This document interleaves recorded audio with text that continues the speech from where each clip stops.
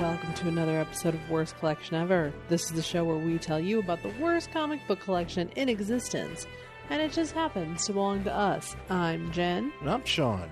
And I apologize if I sound a little weird. Weird. I'm a little under the weather today. Crazy weekend. Yeah, we've been so busy. Well, that's the thing. It's like we do a lot of stuff on the weekend, and then you get like drained, and you don't really have time to recover because you got to go back to work. Right. So, you know, that's life. But we did the fun thing over the weekend. We did plenty of fun things. Yeah. We went to a pinball convention. Which I was skeptical at first. Was kind of hoping for it to be like more of just like video games overall. You were also hoping for more like vendors. Yeah, because you know I like going shopping and just looking at shit. I was hoping for that, but unfortunately, it wasn't like that. It was pretty much just pinball. Yeah, there were definitely some other games, but it was. Oh yeah, that's true. 85% pinball. Yeah, which you know I love pinball. Yeah, I love pinball too. You know, but like a ton of fucking pinball machines, like even pinball machines from like the 60s and 70s. Well, how maybe some of those were fucking old. I can say some of those. I don't know like when 70s? The first pinball machine came out. You know what? I don't know. All I know is there was a movie called Pinball Wizard. Right, but I'm feeling like these are like pinball machines. Like there's a few of them that we were playing that I feel like predated like the 50s. Yeah, there were a couple of real old ones. Like I feel like this is something you would see like on like a riverboat. Yeah, you know? Yeah, and it's kind of funny to watch like the difference, like to see the evolution of the pinball machine. I don't know. It was hard to kind of place the date on them because like the motif felt very much like the 40s or something. Yeah, I feel like I don't think there were any of that old. So okay, let's see. It looks like the concept of the pinball machine has been around for a long time, including like the late 1700s. Oh, okay. But maybe there were some 19th century pinball machines. No, it wasn't really until 1931 that you got like a pinball machine. Okay. And then not really even then until like, so yeah, the flipper was introduced in 1947. Okay. So yeah, I felt like some of the ones I was playing were definitely 60s into 70s. Yeah, well, definitely some 70s ones. Definitely. And you know, like I said, it's cool to see like the evolution of the pinball machine because like they would literally be right next to like a Guardians of the Galaxy one. Yeah. So here's one from like 1975 sitting right next to like a Guardians of the Galaxy one that has like, you know, I was playing one called Monster Mash, I think. That basically had like, you know, it was a modern one. And it had Frankenstein and Dracula. And if you like got the ball over here, then like, you know, all these other things would happen. Like Dracula would come out of his coffin and you had to hit him, or Frankenstein would be alive, or the mummy would pop out. But like that shit didn't happen in the older ones, but they were still cool. Yeah. Yeah. No, there's a lot of fun ones there. Just a lot of stuff that like kind of takes me back to like, you know, the 80s. Yeah. You know, going into like the shitty mall, like a pizza parlor, or a pizza parlor. And there's like the one pinball machine in the corner. Well, there was. I remember that the Pizza Hut we went to would have video games. Yes, and maybe a pinball machine. But I know there was usually one of those like tabletop Space Invaders things. Yeah, like I know Pac-Man. there was definitely like. I think ours had Pac-Man. Yeah, and there was also there was this bowling alley my parents used to go to, Sunset Lanes in West Seneca. And they would have like, you know, pinball and, you know, a Roston machine, which I quite enjoyed. But there was also like I don't even remember what it was called, but I'll never forget because it was a thing that I remember from the 80s. I remember going into like the Thruway Mall, which is in, you know, Cheektowaga, Buffalo. Used to be like an arcade there. And I was too young to go into the arcade. At least, you know, like, there's no way my parents are like, hey, Sean, you want to go into this arcade? You know, it's dimly lit. There's a bunch of teenagers in here. Right. So, but I remember just seeing like, you know, it was the you know, mid 80s. So you had like teenagers, you know, dressed up in like those half shirts. Oh yeah. But that, you know, and like a band. So like, yeah, like I remember some kid had like a rat shirt, and it was like, middle of winter. Sure. So it was like, it was one of those, as was the style at the time. As with the style at the time, my parents, like, I always feel like they kind of were much older, even though they grew up in like the 70s. So they see like these people and they're like, man, that's crazy. You must be cold. Why are they doing this? Well, I don't understand these kids, And I was like, that looks awesome in there. But no, I was too young to enjoy that. Yeah. But I remember that distinctly, and I definitely imagine a lot of grimy pinball machines being in there. I know. So yeah, pinball machine. But they also had some arcade games, and yes, well, they also had the pinball, like, not really museum, but kind of like a little thing where it showed you how pinballs worked. Yeah, I really liked that. And that was like this little room where it was just like, hey, if you click this is how the bumper works. This is how this works. That was actually really cool.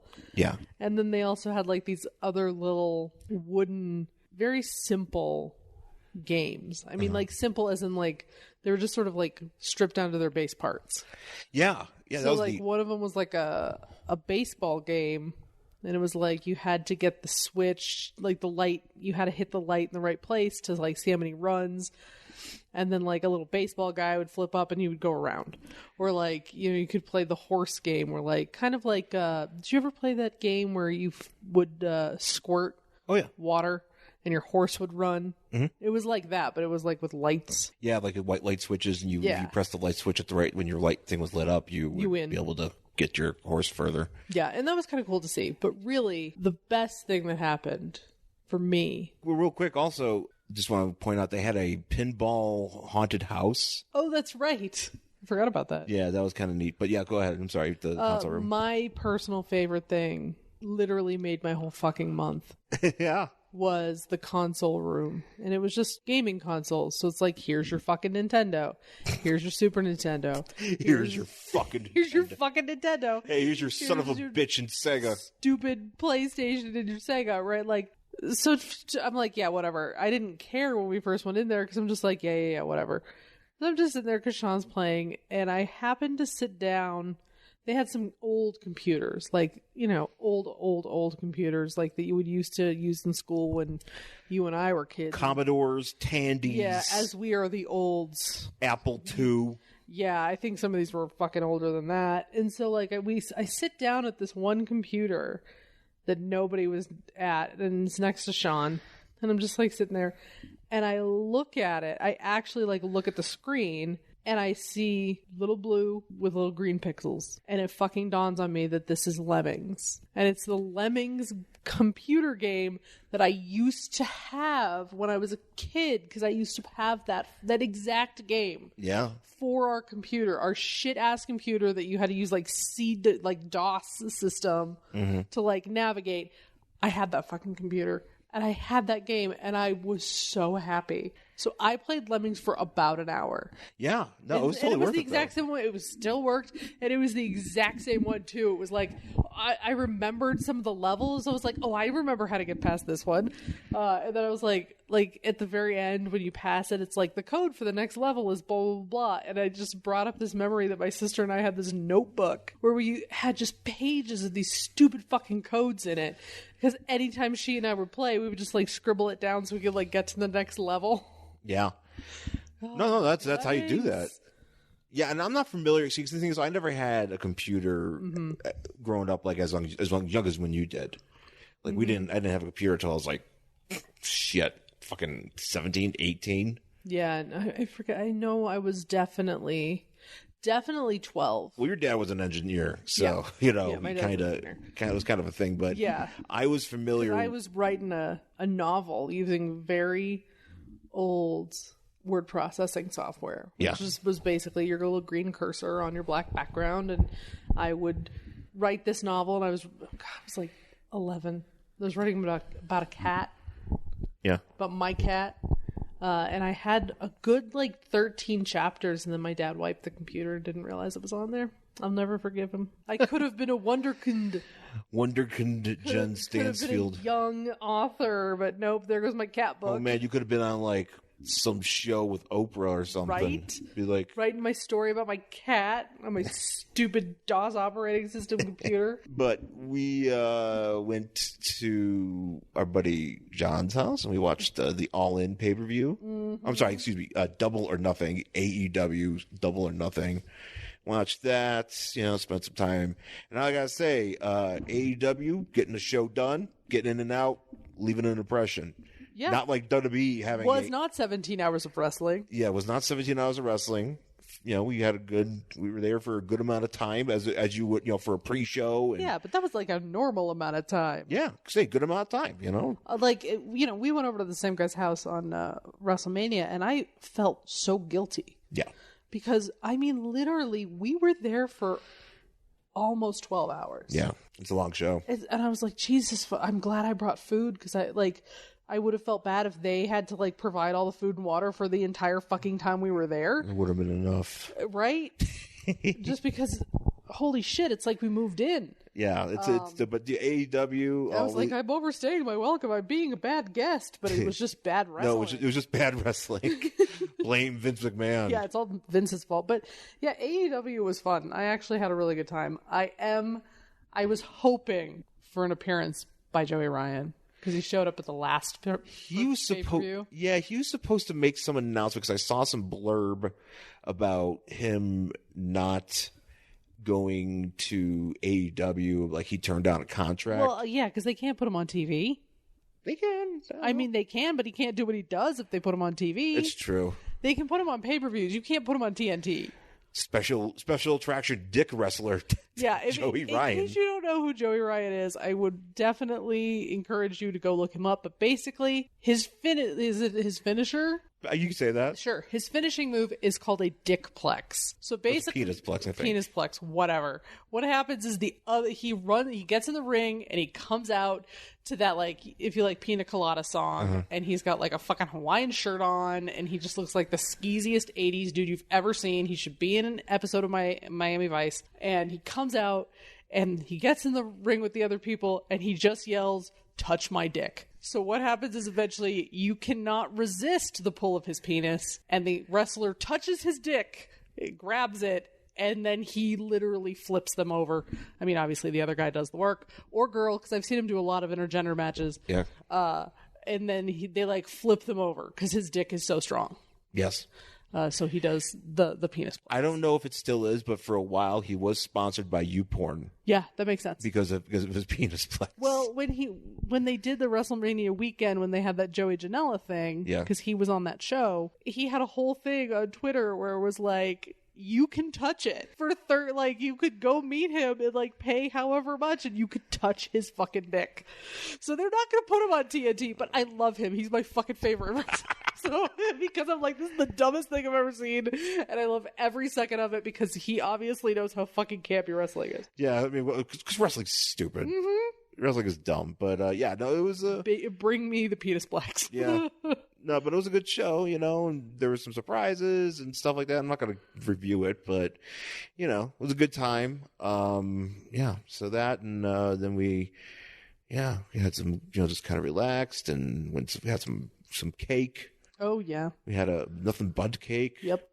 Sean wanted a bundt cake. Nothing bundt cake. Mm-hmm. Jen got me a Morbius figure. I did. Got me the Morbius Marvel Legends, which I've been wanting for a while. Which I forgot until you mentioned, and I was like, oh yeah, I could get you that for your birthday. And you also got me a Red Tornado Imagine Next figure with complete with spiral gimmick. Yeah, it comes with the tornado. Comes with the tornado, which I probably might not display because it might be a little bit cumbersome in the case. Well, it's kind of big. It's kind of big, but no. But it's basically like a toy car, but when you move it, the tornado spins. Yeah. And you put him on top, and he spins. Yeah, so it was pretty cool. I got some gift cards, Yeah, so it was good. It was a good weekend, and.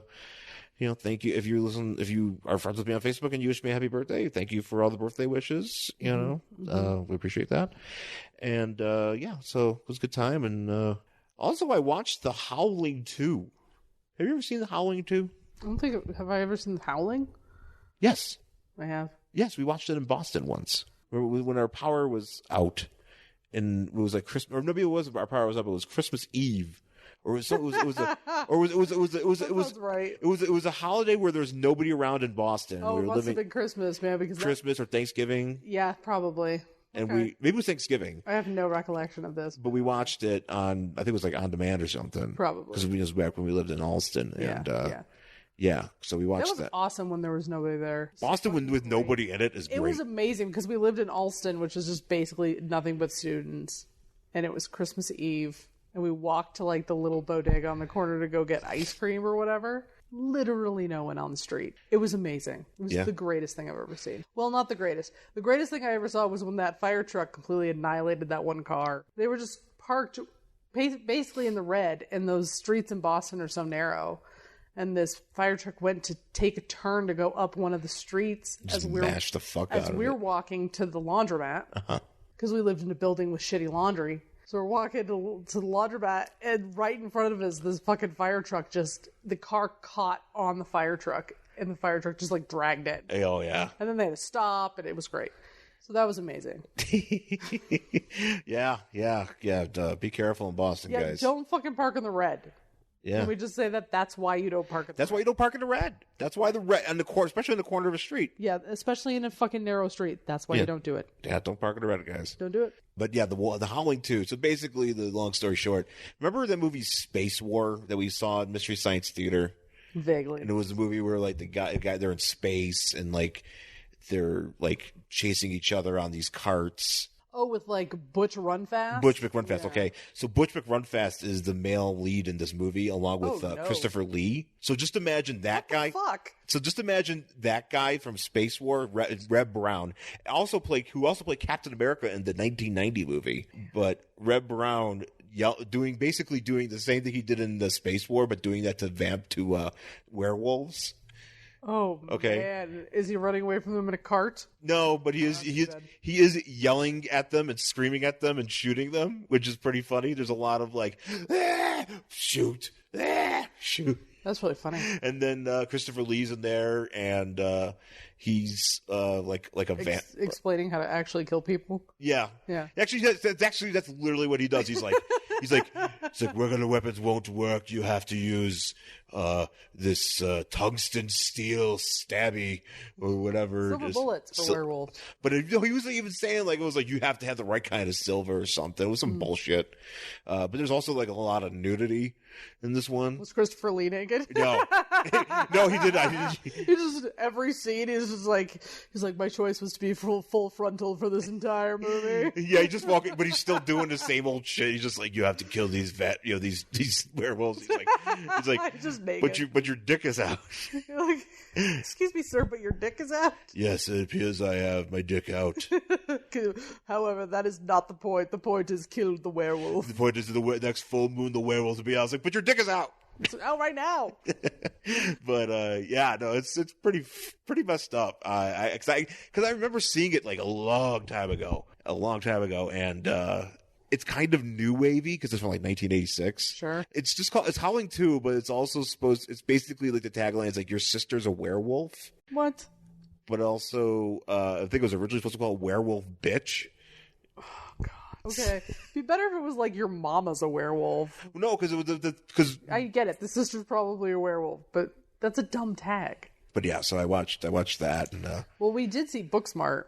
Yeah, that's a good movie. Yeah, it was fun. It was enjoyable. There were some funny moments. Kids are too hip. Yeah, the kids are gonna be alright. At least kids in L.A. Yeah. That go to the gigantic L.A. high school, Los Angeles high school. Yeah, wherever the fuck that place is supposed to be. I don't even know. The geography's all fucked up. Well, that's the thing. I couldn't tell where the fuck they were supposed to be. I'm like, okay, well, that's the Glendale police station. But that's Burbank Boulevard. But I think that's the west side. Where the fuck are they? I don't even know. They're like, all these kids go to this school, but they're all like, I'm like... They're like in the west side, and some kids are in the valley. I'm like, but no one ever said this was a private school or like a magnet school or a... Yeah. It's just like a fucking public school. I'm like, why did all these kids go here then? Yeah. Whatever. No, but the movie was good. The movie was good. It was kind of one of those like watching it, and I'm like, the kids are going to be all right. Kids are all right. You know, the rest of the world's fucked up, but maybe the kids are going to be okay. Yeah, the kids in this movie will be fine. Yeah, the kids in this movie, these mostly rich, mostly white children in the movie, we're going to be all right. So, yeah, but no, so good weekend, crazy weekend. And I think that's about all I have about that. Let's take our break. We'll come back. We'll talk about our book for this week.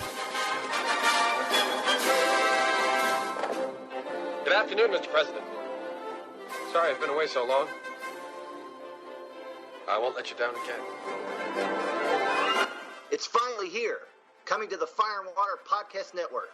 General, would you care to step outside? It's Superman 2 Movie Minute. Chris Franklin and Rob Kelly are back to discuss 1980's Superman 2, 5 minutes at a time. Superman faces his toughest challenge when he squares off against Lex Luthor and 3 villains from the planet Krypton. Superman 2 Movie Minute, proud member of the Fire and Water Podcast Network. Man, this is going to be good. Our book for this week is Wonder Woman, Volume 1, number 218, from July 1975. I don't like when they do the 2-month thing. I know. Because I'm reading the thing in the Indica, Indica or whatever. Indicia. Indica. Yeah. It's not drugs. Indicia. I'm reading the Indicia, but so on the cover it says July. So I guess it's technically, let's say, Wonder Woman number 218 from July 1975. Well, there is a story behind this book. Okay, we'll go ahead and tell that. So, a while ago, before Christmas, we went to Mile High Comics, which got broken into. I don't know if that made anybody's news, but they got broken into and I didn't know about this until literally you told me yesterday. Yeah, $47,000 worth of comics were stolen, which sucks, and that's not very cool. Well, let's hope somebody gets caught. I hope that person gets caught because that's not cool, man. Well, I'm pretty sure if somebody goes online and is like, "Hey, I'm going to sell this on eBay," I'm certain somebody. They didn't take like a shit ton of comics. They took specific comics. Yeah. And there's like videos and stuff, but like, dude, that guy's an independent business owner. And like, he's a nice guy. Yeah. He seems pretty cool. I mean, I've never met him, but from what I've seen and he has drag shows and wrestling matches in his store. Yeah, and they do like a lot of charity shit at his store. So like, don't steal from people like that. That's not cool. Don't steal in general. Just don't steal in general was not cool. Anyway, so we went to Mile High Comics like forever ago, and it was like 50% off sale, whatever. And I'm going through the Silver Age bins, the gold Silver Age bins on the wall, and I see this issue of Wonder Woman. It was $5, means it was only $2.50, and on the cover, Red Tornado and Phantom Stranger, which we know Sean loves. Red Tornado and Phantom Stranger, right? I'm a fan, yes. So I was like, oh shit, well, Christmas is coming up. I'll get this. I'll throw it under the tree, whatever. So he's going to get this comic for Christmas. And I put it like by the printer, which is in my office in this like cabinet. And apparently it slipped down behind the printer. I fucking forgot about it. I totally forgot I even bought this for you. And then I found it the other day when I went to print something. And I was like, oh, this was supposed to be Sean. Like a Christmas present I was supposed to give Sean. And I totally forgot. Sorry. Merry Christmas. I literally came downstairs the other day and I was like, hey, I think I was supposed to give you this for Christmas. This book also should have been $5 because look, it's not in very good condition. It's in shitty condition. That's the thing. Some of those prices Mile High are questionable. So basically on the cover, you have Phantom Stranger standing there. He's standing there and Red Tornado's behind him and he's standing in front of this big crystal ball. Yep.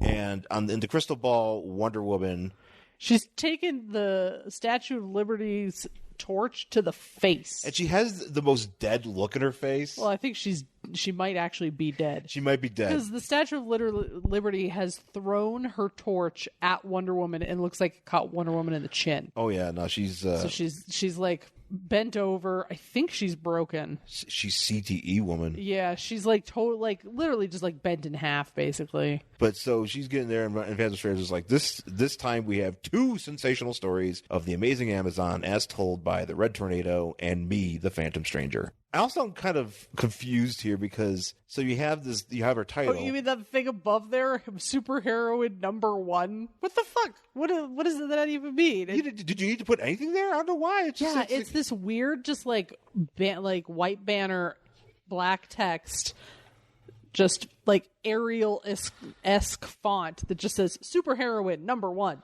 Okay. Not number one superhero, heroine or whatever. It's superheroine number one. Yep. Did you read this thing? I did. Yeah. This is stupid. It's a, Mr. It's one of those Hostess fruit pie so you open it and like on the back of the front cover is one of those Hostess ads, as they used to have a lot. And I don't even understand what's happening or why, because it's Superman outside flying around. Somebody who works for the press, but he does not know, is in Clark Kent's apartment discovering his Superman suits. Yep. And so he's like, I'm going to literally go get everybody I know, not Superman, this reporter, and bring them to Clark Kent's apartment. Mm-hmm. Like, how did you get in there? Including Clark Kent. Including Clark Kent. Did you break in? Like, why the fuck is this guy in here? He's just like, oh no, someone discovered my costumes. And I'm like, yeah, but that's your apartment? That's where you live, dude. Like, why is that? You should go in and beat that shit out. You should call the cops, dude. Somebody just broke into your apartment. And so, like, he brings everybody, and Superman, instead of having his costumes, now has pies. Which I really love the idea that Clark Kent, single man, just has a closet full of Hostess pies. He might. Those nights are lonely. He might be trying to... Not a pantry full, a closet full where he should put his clothes. Well, I also want to believe that he went out really fast and bought a lot of pies. So many pies. Because he's Superman, so he just showed up and was like, give me all the pies! Like, how many pies would it take to fill a fucking standard-sized closet? There seems to be a lot of pies stacked up. Yeah, and everybody's like, oh man, give me a pie. So everybody in Clark Kent's apartment just eats Hostess fruit pies. They're eating that man's pies. They're eating his pies. And his closet pies. And Lois is like, well, you're not Superman, but you sure have super taste, or whatever the fuck she says. Is she wearing like an African hat in here? She's wearing kind of like a mix. It's like one of those, the hat that Jackie Onassis would wear. Oh, it's okay. like a leopard print version. Yeah. And he's like, I wonder if those suits would fit me. And I'm like, not if you eat all those fucking pies. Yeah, I know. You might be backed up for a while and get some diabetes. Super fat man. In the next issue, super fat man. Superman actually eats all these pies. It would be funny if Superman showed up and was like, those are my pies. Don't mind if I help myself to these pies. I'm just like, what? How did this premise even work? It doesn't even make sense. Oh well, these are the Hostess ads. I mean, they make no sense. I don't know why they stopped doing them. Yeah, we really don't. Look at her look for a moth. She's waiting. Our cat is waiting for a moth because our house is besieged by moths. Well, it's Miller moth season. Yeah. Gross. So the story is called The Revolt of the Wonder Weapons. At least this first part is, because there's two stories, as we know. And so I guess Wonder Woman. I think this is around the time when she was like the hippie mod Wonder Woman, the Diana Prince or whatever. And so something happened where she wasn't in the Justice League anymore. Yeah, so she has to go through. This would be the first story we're starting is her 7th trial to see if she's worthy enough of rejoining the Justice League. I would just like to say, I don't believe any of the dudes who ever got like thrown out of the Justice League for an issue ever had to go through trials to get the fuck back in. Oh, they literally just let them in. Yeah. They literally just like, you want to join? I guess. Oh, hey, Batman, you have like a whole thing about how to like stop every single one of us and it went bad. You're back in the Justice League. Yeah, you don't gotta try. It's all right. We're not going to make you prove yourself. You just come the fuck back in. But Wonder Woman is going to have to do all these feats, and we're going to have people spy on her to get their opinion on if she's worthy enough to rejoin our little group. Right. Yeah, this is it's a little weird. So basically, Red Tornado, yes, is going to tell this first story. And for those of you that don't know, and I think we've talked about this before, but Red Tornado, in his civilian identity as John Smith, yes, he's basically like an eternal temp. Yeah, he's a temp, and he loves being a temp. He loves being a temp. Wasn't he a teacher? At one point, later on, in the Brave and the Bold cartoon, he was a teacher. Okay, he was Professor Ulthun. That's right. He was, which I haven't watched that one in a while, but I love that Christmas one. That's a great one. It was Red Tornado. He gets to wear a sweater and everything. Yeah. It's great. But yeah, so he's like, my new job as a key punch operator has proven most convenient in gaining me access in this place where he is apparently in front of it's a huge computer. A huge computer where he can record a podcast. Yeah. I mean, his version of a podcast. It's basically a podcast. So he's like, this is great. I get to see what's going on with Wonder Woman. So I'm going to like pull up this report on what happened to her recently. So Diana Prince hanging out, and she's about to eat. Oh, she's about to fuck up some pastrami on rye. That's right. And like she sees some shit going down. She's slamming strami. She's absolutely sort of slamming strami. And she's like looking out the window, and she sees like a fire over by the bridge. And she's like, oh, I guess I'm not going to eat this like pastrami on rye. I'm out. And then she, changes into her Wonder Woman garb using her lasso. But what my favorite part is that her outfit it's chemically treated. And I'm like, dude, you don't want to wear that. That's like 70s chemicals. I'm surprised she's not on fire. Is that the Human Torch? No, that's just Wonder Woman. That's just what happened when you wore polyester in the 70s. Yeah, you just caught on fire all the time. Horse shit. So she and my favorite part about this story is like every couple panels you'll see just like a red. I told you there's like little red tornadoes like in the background just to be like, and I was watching. So she's like, okay, I'm going to get my plane and I'm going to go over and fix this thing. So she calls her plane because apparently it's like mentally connected to her or whatever, and instead of coming to her, it just crashes right into the river. And she's like, well, fuck that. And so she leaves it. She just goes, shit, that sucks. Well, I better go do what I gotta do. I gotta put out this apartment building fire. And I don't exactly know how she does this. She like lassos the bridge. Well, she lassos. It's like miles away. Yeah, I don't understand that. She can fly technically. Not here. She says she like glides on updraft. She's like a fucking gargoyle. Oh yeah. Because she can't. I don't think she can properly fly. No, you're right. I always thought. Well. I think we've had this conversation before where you said like Wonder Woman. There was a point in time where she couldn't fly. She just sort of glided. Yeah. And I think that's basically what she does here to stay aloft. Yeah. And then later on, she can just fucking fly like Superman. It doesn't matter. Also, her rope is gigantic because it basically goes around this entire apartment. Oh, an entire fucking apartment building that's on fire. And somehow she just literally lifts the fire off the building and throws it into the river. Yeah. I don't know. Also, at this point, there's a lot of this shit Superman would do too, which are kind of like, how did that work? Whatever, I don't care. Also, this is where Red Tornado gets a boner because he says, like, if you permit an android literary license, my circuits tingled with excitement. I also like that he gets these little narration boxes, and this is before narration boxing was really a thing. So they would put his face in the box. Yeah. So sometimes you just get his head, but sometimes you get him and his collar. Yeah, I know the collar is the collar is fun. I do like the collar. On how much space they had. Right. So she just literally somehow lassos fire off a building and just throws it in. Which uses an updraft of air or whatever bullshit. It's the Superman logic bullshit that they would do all the time. So now we cut to this guy. Apparently there's a guy. He's like an astrologer or something. Yeah, he's basically an evil astrologer who it's the 70s. uses the power of like some sort of hypnotic mental amplification. Well, apparently he steals other people's like positive thinking or something and gives it to his clients. So I'm assuming that's what happened to me. Like, he stole all my hope, and he's just given it to somebody who paid him more money. Was he hiding behind a wall, and he just shot through a wall, and he was wearing a stupid helmet? He did. I was just because this is fucking funny. Yeah, he looks like a sailor, but also like a guy from Devo at the same time. Oh, Mark Mothersbaugh.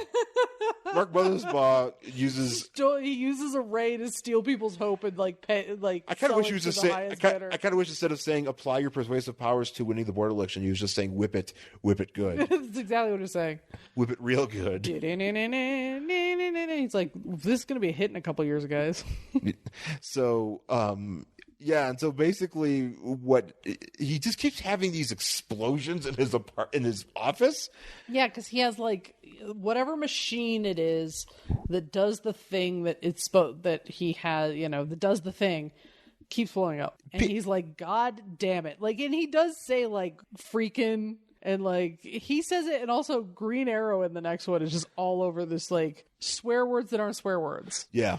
So, yeah, he's like, So this guy's all pissy. And he's like, well, you know what?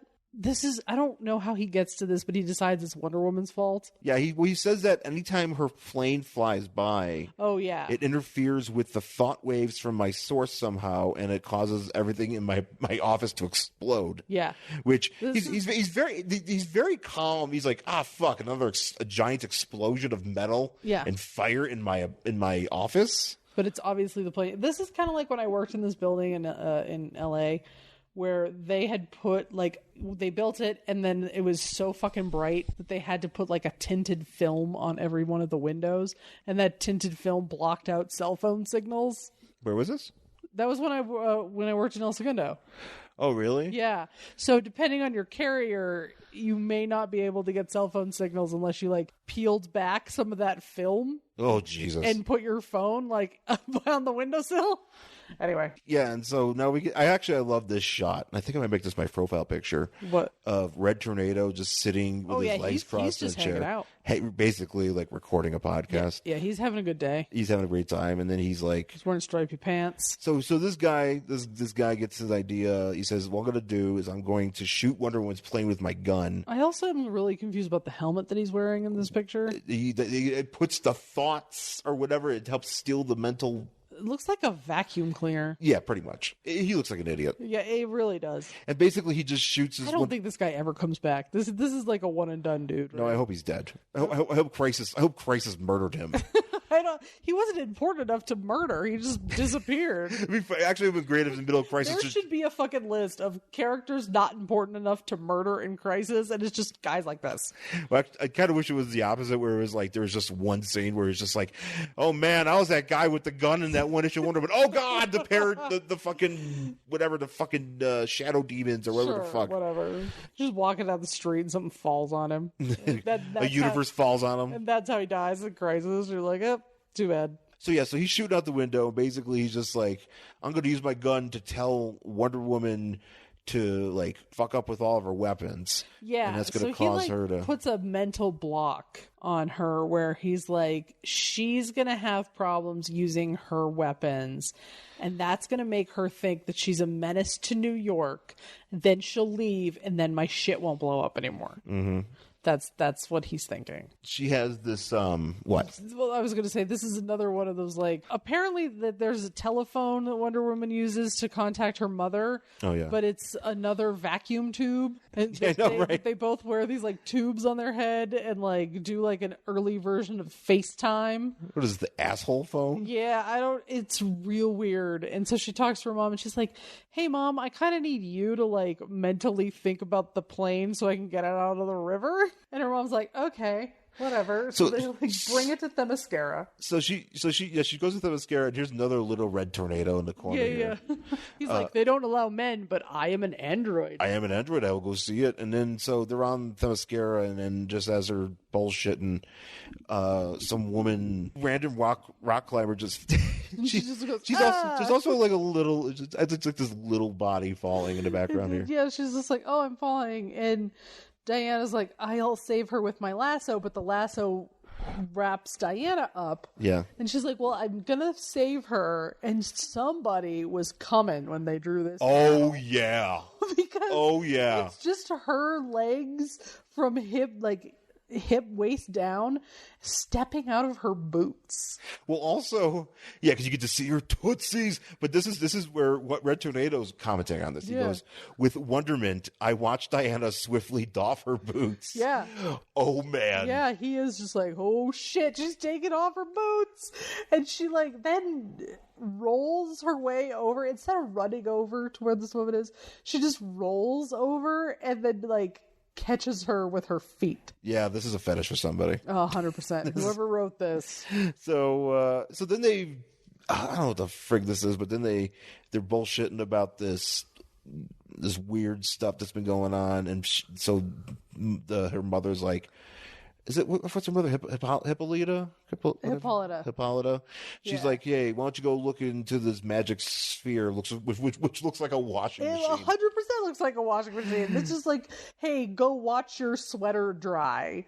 Like a dryer where you just watch your clothes go around in a fucking circle." And she's like, "Oh, I guess I can go look at it. Let's go to the magic laundromat of Themyscira, and then all of a sudden that guy. Here's a picture of that guy's face, but it's like all on the fritz, so she doesn't get a lot of information about it. And she's like, I wonder why I saw that guy.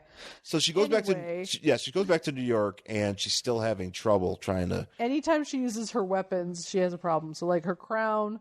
Well, this is actually fucking. She throws hilarious. it and it boomerangs it and smacks her in the head, or like she tries to bounce her bullets, the bullets off her bracelets. And I think she kills a bunch of people. Almost kills a bunch of people. But since it's only her weapons, her strength and speed and whatever are still there, so she's still kicking ass. So then this astrologer has a fucking Simon and Garfunkel part, like fucking esque like crowd in Central Park. Yeah, he's doing the like David Blaine basically, and he's like, "Come watch me, like make whatever disappear." Well, I also like that the Daily Star, the newspaper, has a big article about this guy. Oh, front page. Noted astrologer to address convention in Central Park. Okay. It was slow news day. I kind of wish that was more like a thing where it's like if we were doing a podcast in a town like in New York, and it's like traveling podcaster to address you know what? I'd kill for a slow throngs of listeners in convention center. Yeah, I would absolutely kill for a slow news day right now. Like if the only thing that they had to publish was just like, person talks about book on The View. I'm like, okay, that's great. So apparently, now I don't even know if this has to do with Wonder Woman or it just happens. I think this guy just had some shoddy construction. Yeah. Because he's like on this huge platform above the audience. Not like a stage. This guy is on like a 4-story platform above the audience. Yeah. And it just breaks. Which apparently is in the middle of Central Park. Yeah. And it just shatters, and so he's like, "Oh no, help me!" And Wonder Woman's like, "I'll save you," because she's like, "Hey, it's that guy. I better go see what's going on." So she grabs him. The whole thing explodes in the background. Yeah. And thankfully, all the people like somehow, because they're all standing by it, and then all of a sudden they're like miles away. Yeah. Somehow they all live. I guess he must have touched her lasso because he's like, "This is all your fault," or whatever. And she's like, What are you talking about? And so this is when he tells her, "This is all your fault. You did this. I was going to give you a mental block." And she gets so mad. Oh yeah, she starts. There's 4 panels of her just like giving this dude like the biggest stink eye that she like overcomes whatever mental block he put on her, and she lassos him. And she's like, "It wasn't my gadgets, it's actually me that's making your machine blow up. But that's just too fucking bad because I guess you're going to jail." Yeah.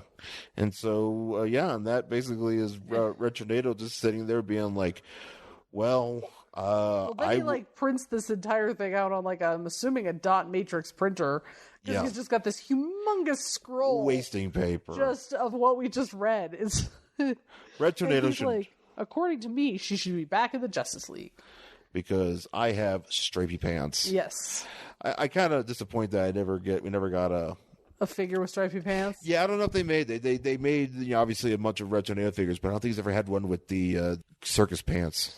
Yeah. So, but that's it for that one. Mm-hmm. And then we jump to the next one where Phantom Stranger's like, "Yo, this is my time." So basically hanging out up on the Justice League watchtower. So this one's called Give Her Liberty or Give Her Death. Yeah. So we're up on the watchtower, and the Justice League is having an argue. Yeah, Batman, who is drawn hilariously, by the way, because he's just like waving his arms in the air, and Green Arrow, the Flash, and everybody's just like, "You were supposed to watch Wonder Woman." "No, man, you were supposed to watch Wonder Woman."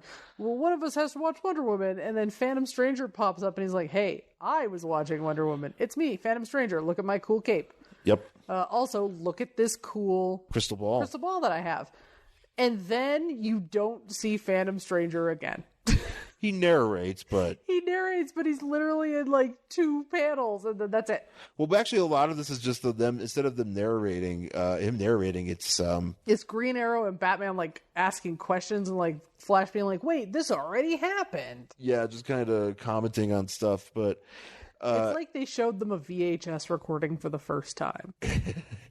8-track. Oh, Yeah. man. Like, wait, you recorded this yourself? You mean you recorded I Love Lucy off the television? You mean something happened and I'm watching it back at a later time? Yeah, that's basically what's happening here. So immediately they're showing Felix Faust. Did they say something like, "Oh, he's still into demon conjuring" or whatever? Yeah.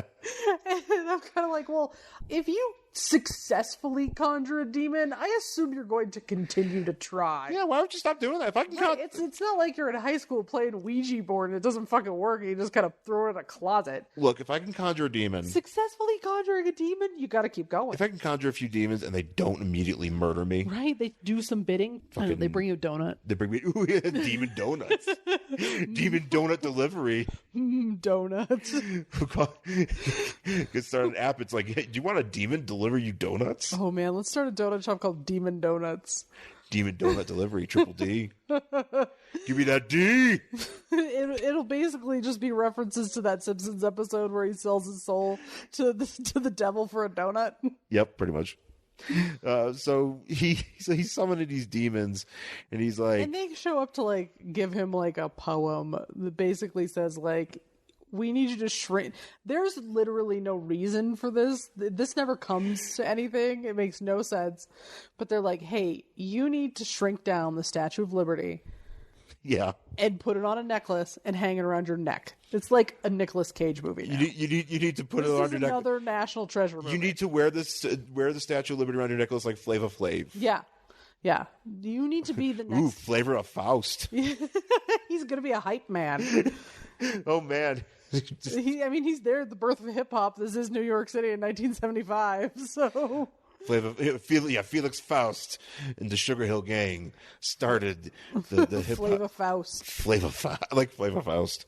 I also really like this, and I think I might actually make this my thing, where it's just like he's lamenting about trying to like make everybody in America his slave. Oh, that's right. And he just goes, "Oh, great ghosts of hell, where did I go wrong?" I just want to have that as Oh, a profile man. picture. I need that as a shirt. I kind of want that. Yeah, see, that's the thing. I mean, DC's just like, "Oh, we're going to put these pictures." I'm like, just put some fucking this shit on there. Put this and weird shit on there. I'll dude. wear that. I'll wear Yeah. the fuck out of that. Where did I go wrong? Good question. Yeah, That's a perfect Twitter reaction meme. right.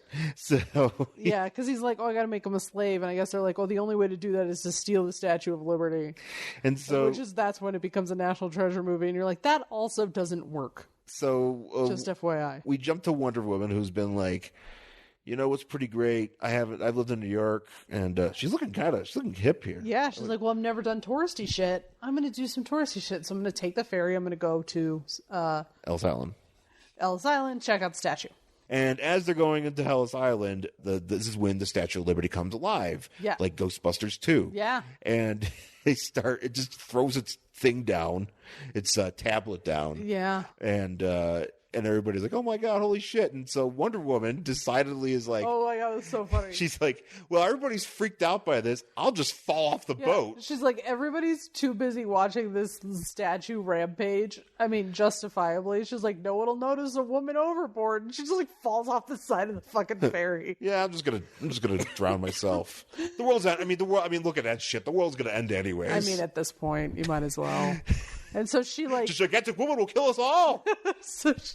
so she like changes in underwater. Well, Green Arrow is Green Arrow's having the time of his into life. this. You find out what Ollie's into. Oh yeah, Because he's like, he's into her changing underwater. because he's watching her use her lasso to change. She's like, "Get a load of that costume switch underwater." Yet far freaking out, man. Yeah. Oh my god, Ollie through this whole fucking book sucks.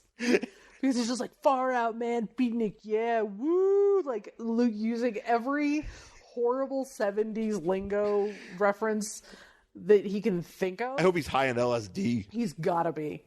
This dude is so high. So yeah, she changes and she like goes up and puts her lasso around the Statue of Liberty. Statue of Liberty is pissed, by the way. That look she's giving her is like, what the fuck? Well, Statue of Liberty is like, She's not having she's giving serious face. Oh yeah, she's got bitch face. So Wonder Woman's like, well, that's not going to work. I guess I'll take it off of her. And then the statue like starts flying up and it starts getting smaller. Yeah. So she's like, well, I better fucking follow And it's also being like there's a beam. like a beam or like a cadence or something. Sure. Where basically it's just, I think, what's his face? Faust going, ah! Yeah. Oh yeah. It's like he's like screeching to it. Right. So she's like, well, I better follow this thing because what the hell's going on? So she does. She follows it to the laboratory, and the statue keeps getting smaller and smaller. So she gets into the laboratory, and then Faust is like, "Ha! I've caught you in a box." No, how he does this first is he gets. Oh, he hits from the head. No, she gets shot by a beam, and she gets tethered. She gets bracelets on here. That's right. And Hawkman's like, oh shit, man, put her in shackles. Yeah. Oh shit. Chains show up around her bracelets, and of course is like, a man, Felix Faust is a man, therefore her power is gone. And then so this is when she shuts the box and she is like spread eagled on this. Basically, you know that how many times Batman has been captured by Two-Face and then he ties him to the giant coin? Yeah, that's basically what's going on here. And then Green Arrow's like, "Oh man, the thing's cutting out. I gotta see it." Like he's getting mad. Yeah, he's like, "No, I can't. I have to watch what's happening." She's spread eagled on a coin, and Batman's like, "Yeah, it was like Tuesday for me." Yeah, man, it's pretty cool. If it feels, don't knock it till you try it, man. Yeah, dude, it's cool. So she's watching him. Ollie's just like thinking about like starting some S&M dungeon. Ollie is so fun. What's happening right Ollie now. is fucking hard. Oh, he's so hard. He's so hard in this fucking book. They're like, I don't know. I just imagine him just being like, ah! And the stranger's like, what the fuck, man? That's why it doesn't show back up. He's like, you know what? Whatever's happening over here, this is too weird for me. So he's... Stranger out. Stranger out? Yeah, I'm just going to leave. Let's go back into the nothingness of wherever I goes. Mm-hmm. So she sees him wearing the Statue of Liberty and the thing. Well, this is the thing, too. She goes, because earlier the thing starts shrinking, but she's like, I need, because the Statue of Liberty is like freaking out. And she's like, I need to save. Otherwise there's trapped tourists inside the statue to worry about. And so are they really tiny people now? No, they have to be dead. At this, I think. I don't know. I don't know if it's ever. It really never comes back. To be honest, what I would prefer is that because this doesn't get resolved at all. No. What I would prefer is that he's got the Statue of Liberty necklace and it's just covered in blood and like just like human entrails. Because it's not because all the people remain the same size. Yeah. And he just smashed them all down into this stupid amulet. Mm-hmm. So she's like, "Oh shit, you're in this thing, whatever." But she somehow figures out the frequency. She says so she has the incantation which was controlling the statue was an inaudible high frequency, but luckily the vibrations of my magic lasso altered the frequency, making it audible to me. This is another one of those Superman powers that you're like, okay, I guess that's a thing. Yeah. Where it's like there was a screech that I couldn't interpret, but I used my lasso to figure it out. My lasso was able to interpret it, and then I used my power of Amazonian language recognition. Oh, that's right. To like translate it and figure out your plan. I am a Rosetta Stone woman. Pretty much. So she then gets the statue off of him. Well, she says that like he's like, look, he's basically explaining what he was trying to do, and he says, I would like to enslave people. He wants to rob people of their spirit of freedom. Oh, yeah, he just needed to wait until now. Yeah, no, I don't know why you... just wait until the now. You should have just showed up and be like, hey, guys, I'm here to rob your freedom. And just like, oh, whatever, we don't have it anymore. Here your democracy is crumbling before your very eyes. This is way easier than trying to steal a fucking statue. Yeah. So she shoots... So anyways, he shoots her with some bolts, and she uses her wrist lasers. Oh, yeah, she goes, it doesn't matter if it's bolts or bullets, bro. Like, she fucking hits him right in the face. The result is the same, and she zaps this guy in the face, and his like helmet thing falls off, and he's got this like full head of like banker hair. Banker hair? He looks like he should be like a 1980s banker with that head of hair. Look at that. See? do, do, do, do, do, do, do, do, do. Yeah, exactly. His only regret is that he has bonitis. Yeah, his only regret is that he has bonitis. So she basically gets the stupid Statue of Liberty off his neck. And puts It back. Everybody's fine except for everybody inside who is dead. We're assuming. There's just the walls inside are just covered in blood. There's just nothing but human entrails. They have to get power washers in there to hose that shit down. So symbolic. Yes. Ain't that America? Ain't that America? That's pretty much it. And so they go. So, anyways, we're back in the real time, and and they're like, "All right, let's vote." And oh yeah, now we're back up, and all the guys are like, "Oh," and they're like, Superman is like having a sad by the window. Yeah, he's having a moment. Yeah, what's his problem? Phantom Stranger shows up and he does his tail and he leaves, and then Batman is like, "Yeah, well that shit's just kayfabe. I don't believe it." He's like Scully, and then he's like, "Any event, let's looks like Diana did pretty good, so let's vote her back in." And he's like, Superman's just sitting there and he's like, "Well, I was just thinking, like, if Wonder Woman like did all this stuff and we didn't know about it, like, what about the next time when someone else must monitor her? Will the JLA be there when it counts?" I'm like, okay. So I mean, basically, he's like every fan watching like Thor 2, being like, "Where's Iron Man?" Yeah. Like, well, literally all this shit just happened and nobody else fucking showed up in your shared universe. What the fuck? It's like, yeah, it's a good question. Why don't you just... Good question, Superman. Also, can we just say Superman's lips are like very full? Oh yeah. He's got the fullest of lips. He's giving head crease here too. Oh yeah, he's giving blue steel. He's giving steel, and that's how it ends. Mm-hmm. And we don't know what happened to Wonder Woman, but apparently, don't worry, there's more trials. Well, apparently, next issue, Elongated Man gets to chronicle Wonder Woman's adventures. Woof. Oh boy. Next adventure, World of Enslaved Women. Oh, I want that. Actually, like, can I get that? That sounds horrible. But unfortunately, you have to wonder what's his face. I have to put up with an elongated man, and I hate him. Yeah, and that's. I don't know why I hate him so much. Because he's kind of a dork. He's just gross. I think because he's always stretching something, it just really upsets me. He's a stretchy man. I'm like, stop it. Stop stretching. Stop doing whatever it is you're doing. Stop it. But that's it for that book. That's how this is. For Wonder Woman. Well, as soon as you showed this to me, I was like, we're doing that. We got to do this, because I didn't know what we were going to read. There was another one that we had, and I was like, we got to do this because this is stupid. It is dumb. I'm so glad I bought it. Yes, I'm glad you got it for me, and thank you. Hey, you're welcome. Sorry, I lost it behind a printer. It was a wonderful Christmas gift. Grift. Definitely. Oh man, it was a grift, all right. It was hiding. Christmas is a grift. Christmas is a grift. Separates people from their money. Yeah, I totally forgot about it. I don't know how the fuck I forgot about it. Well, but I did. I enjoy it. Mm-hmm. Wonder Woman number 218 from July 1975. Obviously, you've mentioned you want to read about the world of enslaved women in the next issue. Oh, I'm certain it's terrible. Yeah, I'd like to read it. Yeah, I'm on board. So Wonder Woman, I'll tell you, some of these 70s and 80s Wonder Womans. Oh, they're so fun. Like before the reboots and stuff like that, like they get fucking wild. Yeah, they get crazy. Remember that one we read where it was like a dinosaur eating a child? Yes. Yeah, that's great. Oh, there's plenty of batshit stuff going on. I mean, you think to yourself, people are like, oh, I don't want to read Wonder Woman, whatever. No, it's like, no. Shit, weird, wacky shit happens in these fucking It's books. all fucked up. Yeah, it's all fucked up. It's fucking out of control, and you'll love it. Yeah. So, hell yeah.